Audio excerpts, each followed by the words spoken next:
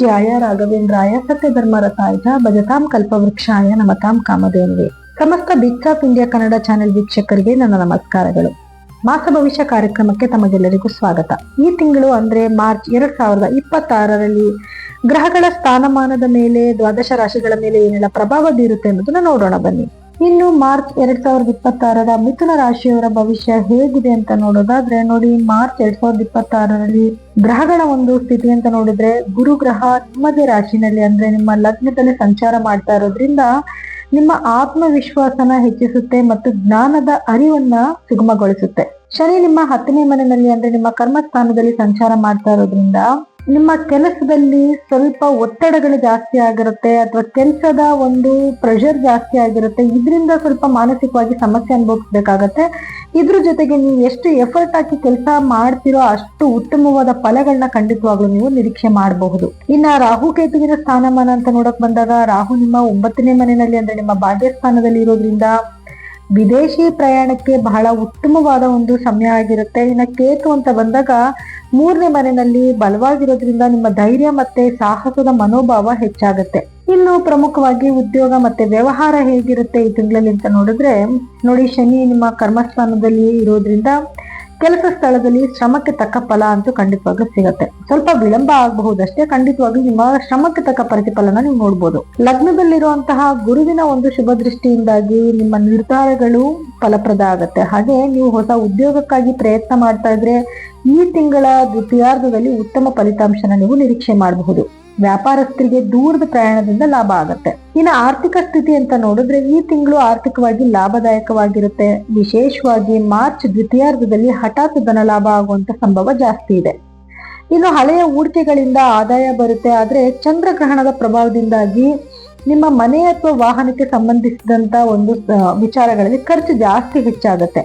ಇದರಿಂದ ನೀವೇನಾದ್ರೂ ಇನ್ವೆಸ್ಟ್ಮೆಂಟ್ ಮಾಡ್ತಾ ಇದ್ರೆ ಸ್ವಲ್ಪ ಕೇರ್ಫುಲ್ ಆಗಿರ್ಬೇಕಾಗತ್ತೆ.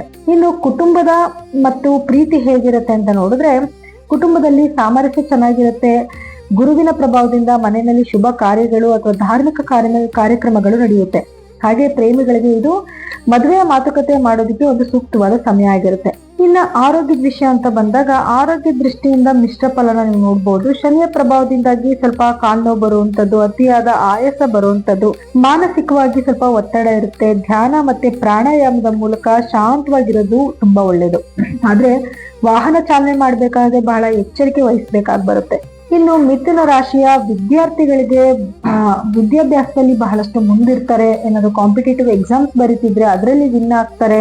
ದಾಂಪತ್ಯದಲ್ಲೂ ಕೂಡ ತುಂಬಾ ಒಂದು ಒಬ್ಬರ ಮೇಲೆ ಒಬ್ಬರಿಗೆ ಗೌರವ ಬರುವಂತ ಒಂದು ಸಂದರ್ಭ ಇದಾಗಿರುತ್ತೆ. ಹಾಗೆ ಯಾರೆಲ್ಲ ರೈತರು ಇರ್ತೀರಾ, ರೈತರಿಗೂ ಕೂಡ ಉತ್ತಮವಾದ ಒಂದು ಸಮಯ ಈ ತಿಂಗಳಲ್ಲಿ ಆಗಿರುತ್ತೆ. ಇನ್ನು ಪರಿಹಾರ ಅಂತ ಬಂದಾಗ ಗಣಪತಿ ಆರಾಧನೆ ಮಾಡ್ಬೇಕಾಗತ್ತೆ. ಪ್ರತಿ ಬುಧವಾರ ಗಣಪತಿಗೆ ಗರಿಕೆ ಅರ್ಪಿಸ್ಬೇಕು ಮತ್ತೆ ಸಂಕಷ್ಟಹರ ಗಣಪತಿ ಸ್ತೋತ್ರನ ಪಠನೆ ಮಾಡ್ಬೇಕಾಗತ್ತೆ. ಇನ್ನ ಚಂದ್ರಗ್ರಹಣದ ಒಂದು ಪರಿಹಾರವಾಗಿ ಮಾರ್ಚ್ 3ನೇ ತಾರೀಕು ಗ್ರಹಣದ ನಂತರ ವಿಷ್ಣು ಸಹಸ್ರನಾಮ ಅಥವಾ ಶಿವನ ಮಂತ್ರಗಳನ್ನ ಪಠನೆ ಮಾಡೋದು ತುಂಬಾ ಉತ್ತಮ ಆಗುತ್ತೆ.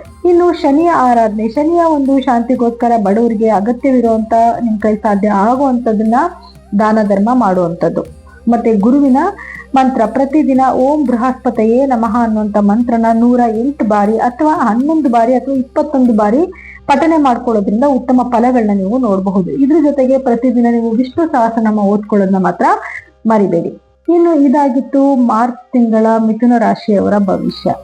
ಹಾಗೆ ನಿಮ್ಮ ವೈಯಕ್ತಿಕ ಜಾತಕನ ಒಮ್ಮೆ ಪರಿಶೀಲನೆ ಮಾಡಿಸ್ಕೊಳ್ಳೋದು ಬಹಳ ಉತ್ತಮ. ಏನಕ್ಕೆ ಅಂತಂದ್ರೆ ನಿಮ್ಮ ವೈಯಕ್ತಿಕ ಜಾತಕದಲ್ಲಿ ಗ್ರಹಗಳ ಸ್ಥಾನಮಾನ ಬೇರೆ ಆಗಿರುತ್ತೆ, ಹಾಗೆ ದಶಾಭುಕ್ತಿಗಳು ಬೇರೆ ಆಗಿರುತ್ತೆ. ಅದಕ್ಕೆ ತಕ್ಕ ಪರಿಹಾರಗಳನ್ನ ಮಾಡ್ಕೊಳ್ಳೋದು ಬಹಳ ಉತ್ತಮ. ಇನ್ನು ಉತ್ತಮವಾದ ಫಲಗಳನ್ನ ನೀವು ಖಂಡಿತವಾಗ್ಲೂ ನೋಡಬಹುದು. ಹಾಗೆ ನಮ್ಮಲ್ಲಿ ಏನಾದ್ರೂ ನೀವು ನಿಮ್ಮ ಜಾತಕನ ಪರೀಕ್ಷೆ ಮಾಡಿಸ್ಕೊಬೇಕು ಅಂದ್ರೆ ನಮ್ಮ ನಂಬರ್ಗೆ ಕರೆ ಮಾಡಿ ನೀವು ಅಪಾಯಿಂಟ್ಮೆಂಟ್ ಫಿಕ್ಸ್ ಮಾಡ್ಕೋಬಹುದು. ಸೊ ಎಲ್ಲರಿಗೂ ಕೂಡ ನನ್ನ ಧನ್ಯವಾದಗಳು.